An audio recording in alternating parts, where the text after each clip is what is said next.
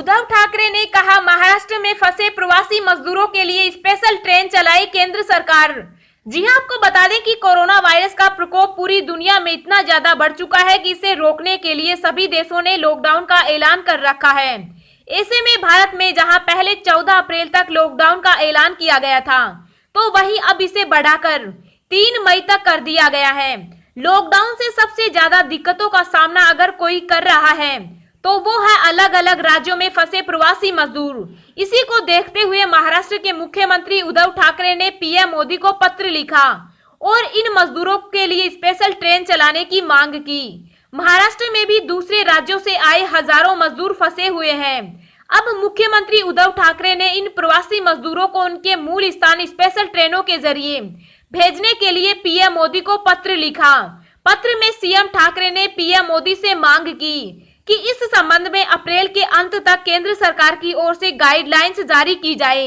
उद्धव ठाकरे ने कहा कि करीब 6 लाख प्रवासी मजदूरों को राज्य सरकार की तरफ से बनाए गए राहत शिविरों में भोजन खिलाया जा रहा है, दवाई, रहने की सुविधा दी जा रही है।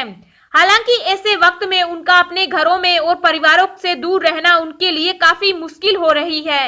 इससे पहले उद्धव ठाकरे ने कहा था कि राज्य सरकार ने मुंबई और पुणे क्षेत्रों के लिए लॉकडाउन से रियासत और छूट के फैसले को रद्द कर दिया है, क्योंकि लोग जिम्मेदारी से व्यवहार नहीं कर रहे। राज्य के बाकी हिस्सों में आंशिक छूट दी जा रही है। महाराष्ट्र में अब तक कुल 252 लोगों की मौत हो चुकी। आज 150 मरीजों को अस्पताल से डिस्चार्ज किया गया।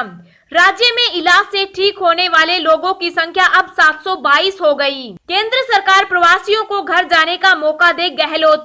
मुख्यमंत्री अशोक गहलोत ने केंद्रीय गृह मंत्री अमित शाह से फोन पर बात कर प्रस्ताव किया कि लॉकडाउन के चलते राजस्थान में अटके प्रवासियों और विभिन्न प्रदेशों में रह रहे राजस्थानियों को एक बार अपने घर जाने का मौका दिया जाए।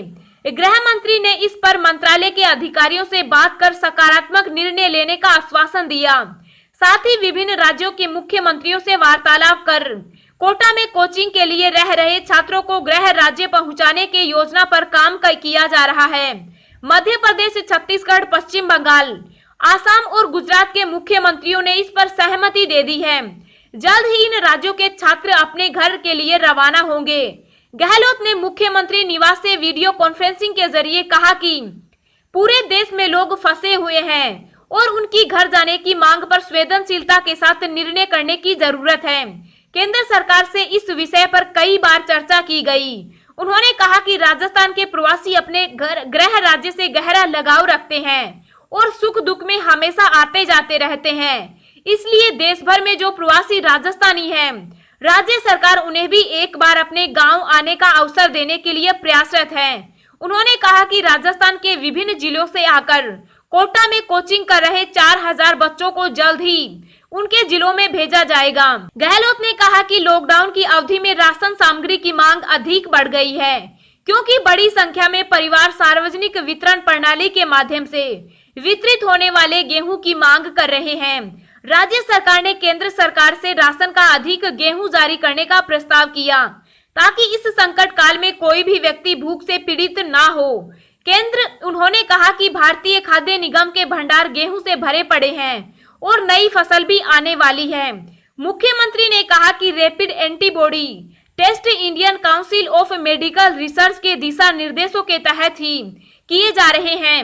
इसके लिए टेस्ट किट की खरीद भी ICMR की स्वीकृति के बाद ही की गई है।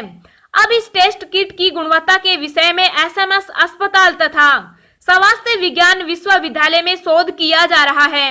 ICMR को भी इसके बारे में पत्र लिखा गया है। वहां से जो भी दिशा निर्देश मिलेंगे उसके अनुसार इन टेस्ट किट का इस्तेमाल किया जाएगा।